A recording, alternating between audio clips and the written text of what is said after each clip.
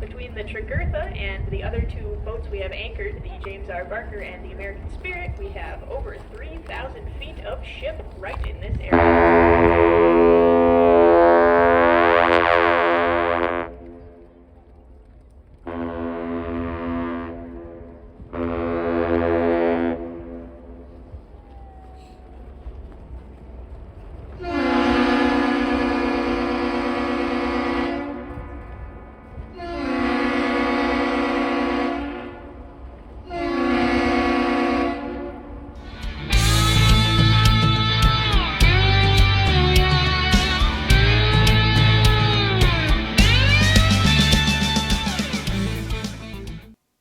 Hey folks, it's Shane. Thanks for taking the time to watch this video. Yesterday, I was up in Duluth, Minnesota, part of the Twin Ports on Lake Superior, running some errands. And I always try to pay attention to the shipping schedules because I love watching those big freighters come to port.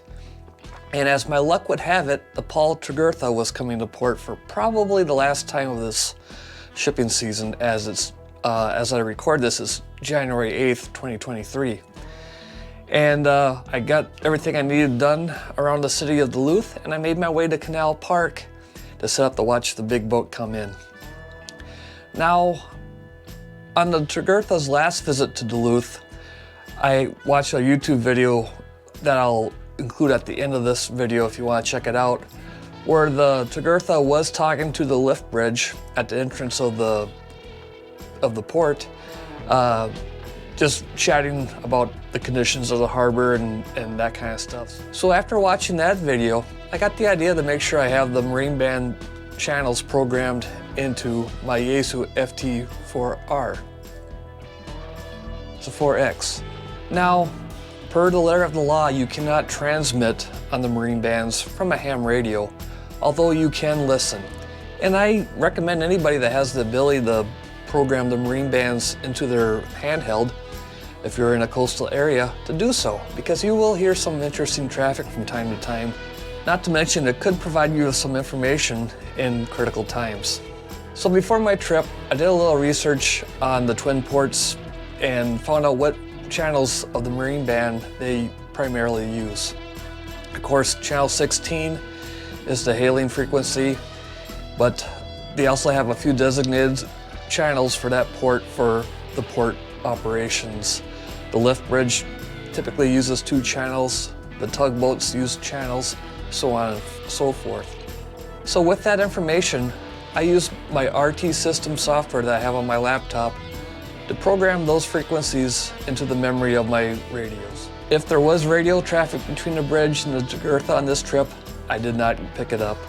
A lot of times, the large commercial ships will not be using the Marine Bands when they come to port. They have sat phones and other ways to communicate with the bridge and the port. However, in the warmer months, when there's recreational boating going on, you will hear quite a bit of traffic as the sailboats and larger boats that can't get underneath the lift bridge coordinate with the bridge on when it's going to be opening.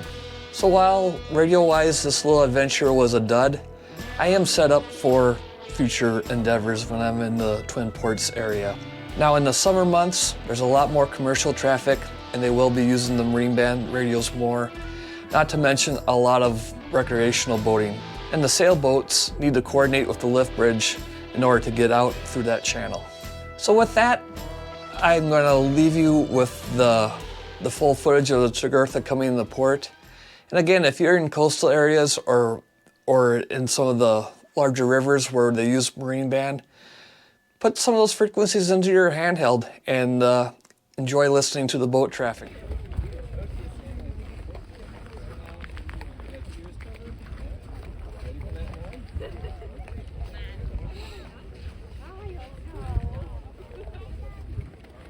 Good evening, visitors.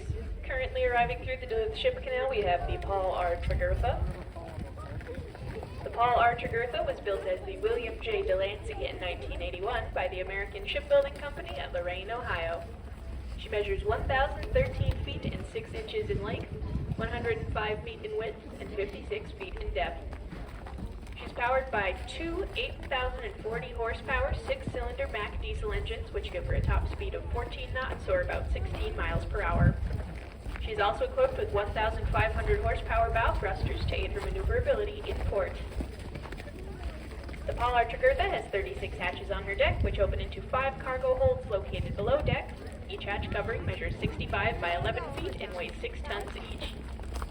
She has a maximum carrying capacity of 71,300 tons. Above her deck is a 260-foot self-unloading boom, which allows her to unload her own cargo at a rate of 10,000 tons per hour without the aid of shoreside equipment. The Paul R. Tregurtha is currently owned and operated by the Interlake Steamship Company of Middleburg Heights, Ohio. The Tregurtha is arriving in the Twin Ports today to take on a load of coal at Superior Midwest Energy over in Superior. If you see any crew members on deck, make sure to give them a big wave and welcome them back to the Twin Ports.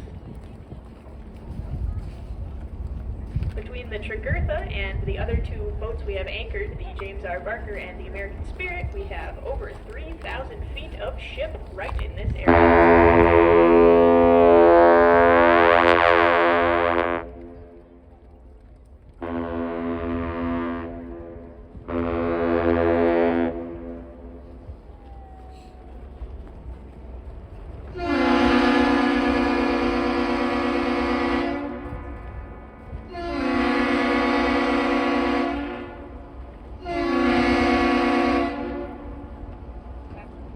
What you just heard there is known as the captain's salute. It's one long followed by 2 short ones. The most concentrated with the ship's temperature and the temperature. Once you land, you have the Paul R. Tregurtha arriving through the Newman Ship Canal, built in 1981, 1,013 feet and 6 inches in length, and sheer load of coal. Any crew members on deck